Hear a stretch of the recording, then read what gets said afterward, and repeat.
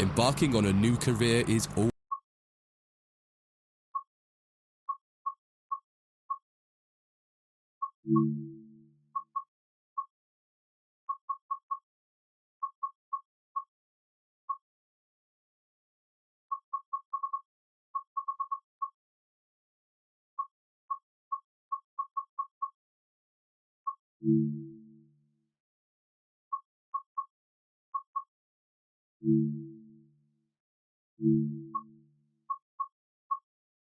Always exciting. Today you're joining the list of people who work on the railways, keeping the world's people and cargo running smoothly. There's a lot to learn, but you'll be taking it step by step. Let's start by looking around. Find each of the markers and look at them.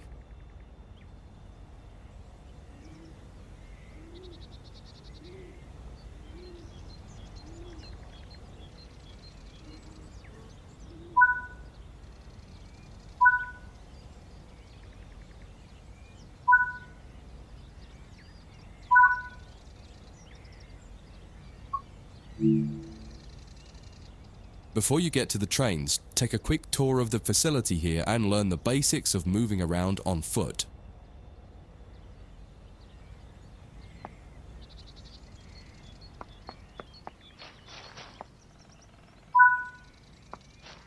Your current objective is shown in the top left of the screen.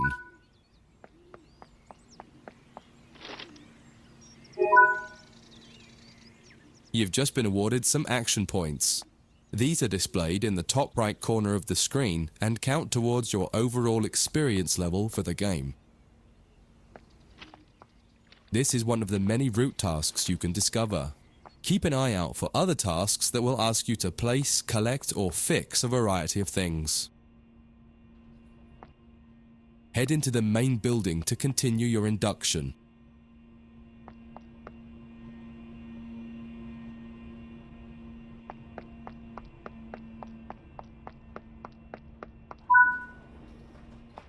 Walk over to the waiting area on the right.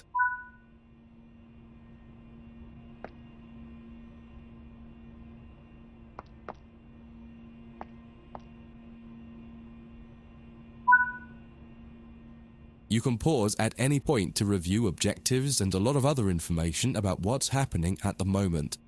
Try it now and then return to the game after you've had a look round.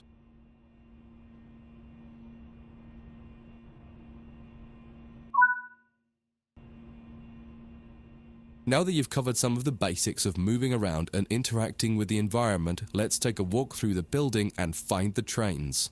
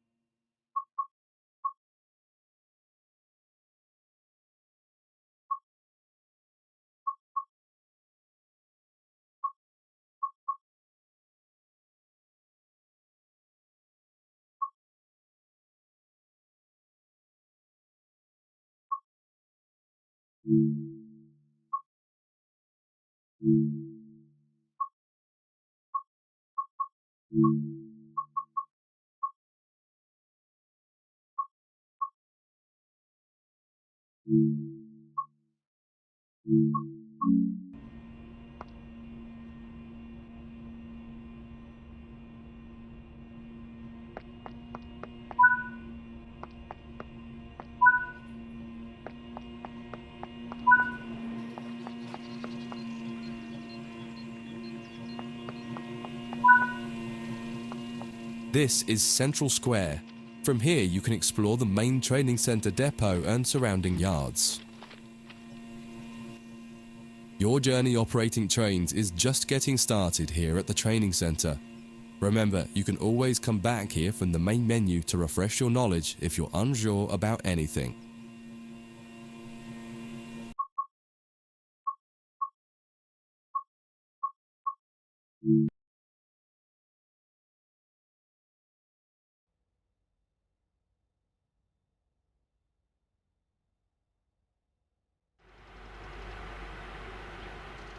In this training module, you'll learn about the on-screen overlay known as the heads-up display, or HUD. You'll see it when you're in control of a train. You can configure a range of parameters for the HUD that affect how it looks in the game settings. In this tutorial, you're going to take a look at the two main types of HUD and make a first choice of which one you prefer. Get started by climbing up the ladder into this.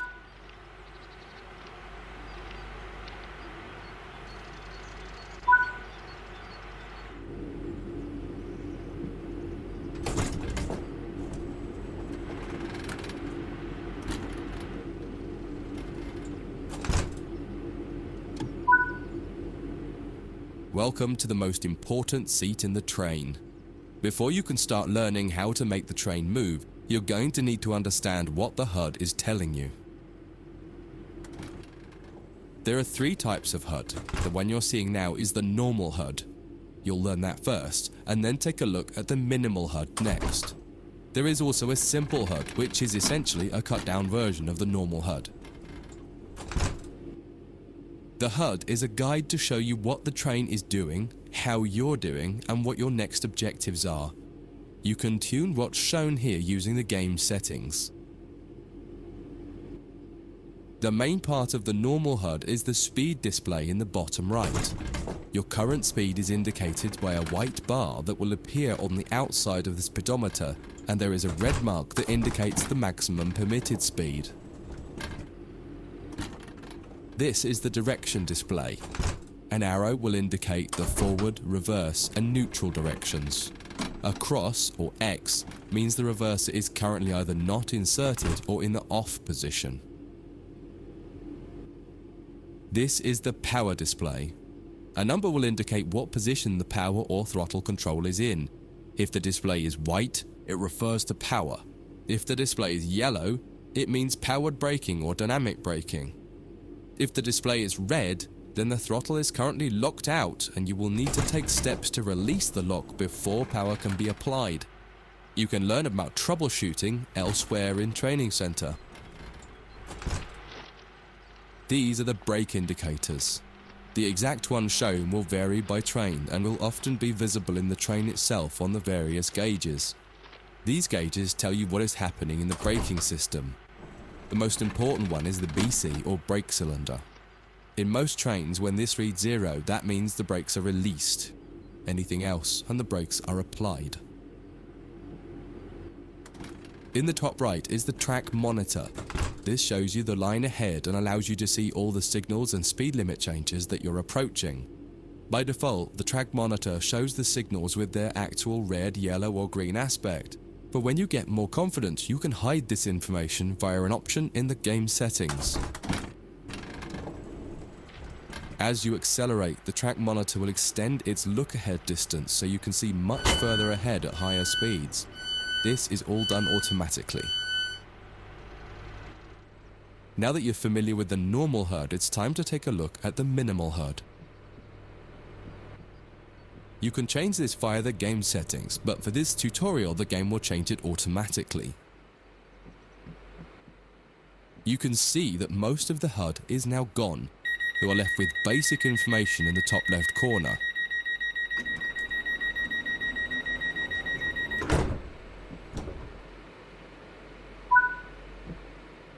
The minimal HUD immerses you in the experience of driving the train. Use the train's real gauges as much as possible. In the top left corner, you will see the information about your next objective and some limited information about what the train's doing, such as your current speed, the speed limit, and the gradient. Use the game settings to add and remove information from the minimal HUD. With less information, you'll find driving more challenging, but also more immersive and rewarding. Experienced players might prefer the minimal HUD, especially when driving from the cab view.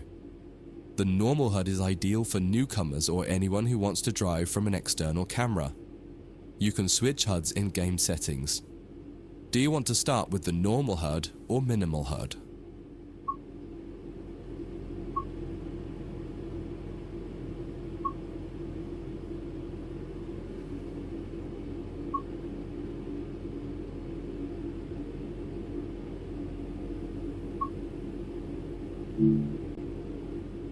That concludes this module. If you wish to replay it, you can come back to it at any time via the training center.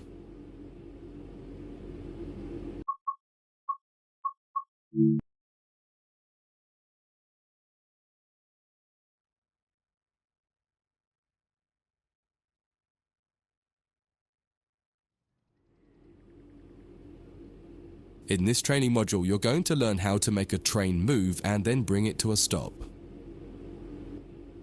For this exercise, you'll be using a British Class 323 electric multiple unit. It's a great train to get started with as the controls are quite straightforward. This module will get you used to the feel of the train and its controls. While many trains have different controls and are operated in different ways, there are basically always 3 controls that are common and are required to move the train. The reverser chooses the direction you're going to move in. It often has 4 positions: off, forward, neutral, and reverse. The brakes are used to slow or stop the train. There are potentially multiple braking systems you can find in different trains, and you can read more about that in other sections of the training center. For now, the Class 323 has a very simple braking system. The throttle controls how fast the train accelerates. In this train, the throttle and brakes are controlled by a combined power and brake handle. Moving the handle in one direction will apply power. The middle position is neutral and does nothing, and then the other range applies the brakes. You will find in some other trains that the throttle and brakes are on separate handles. Before you go any further, set the headlights for daytime running and ensure the tail lights are off.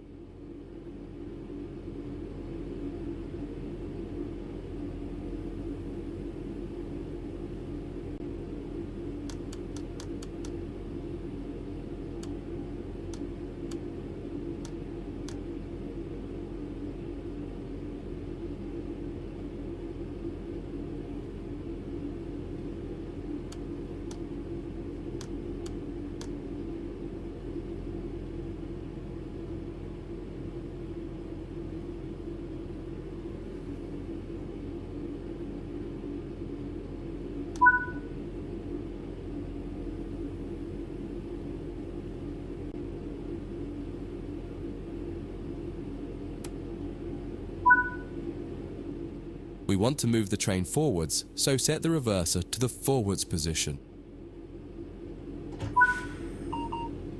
Now pull the combined power and brake handle towards you to release the brakes and apply power.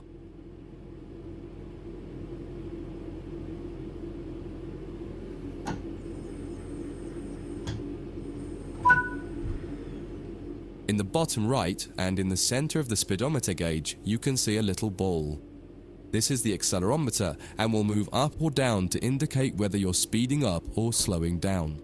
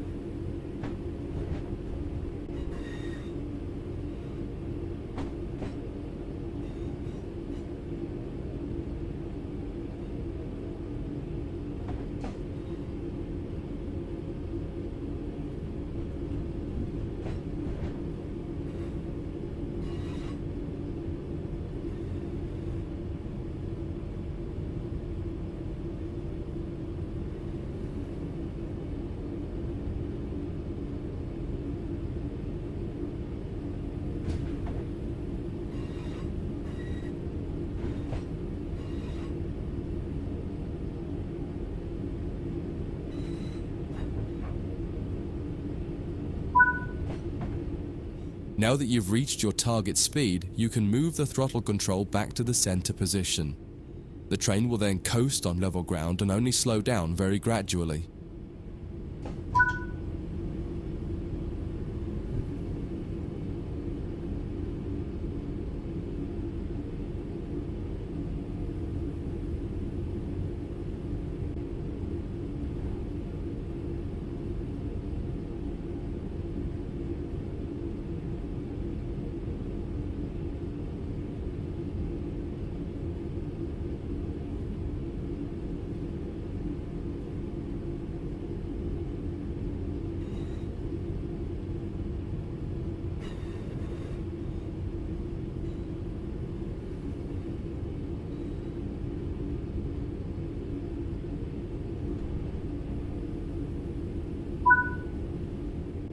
When it comes to stopping trains, the specifics of each train can be quite different. However, the basic process is fundamentally the same. Bring this train to a complete stop by moving the power brake handle in.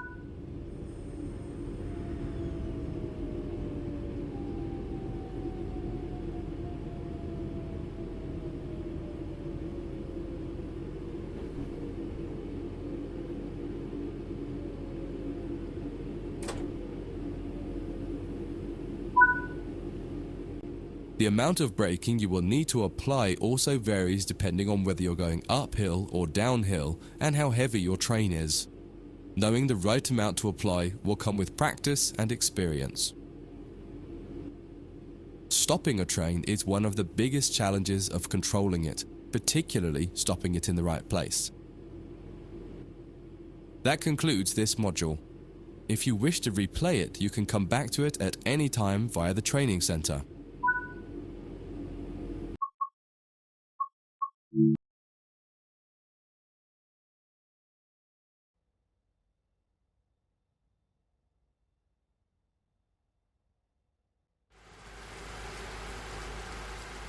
In this training module, you'll be learning basic passenger operations in this Class 323 electric multiple unit.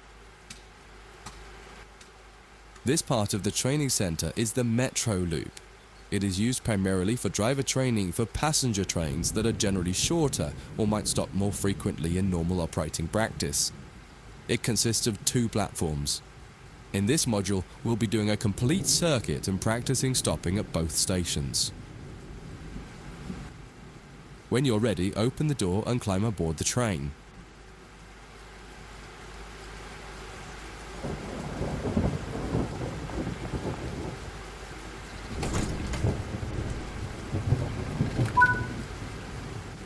Take a seat in the driver's position.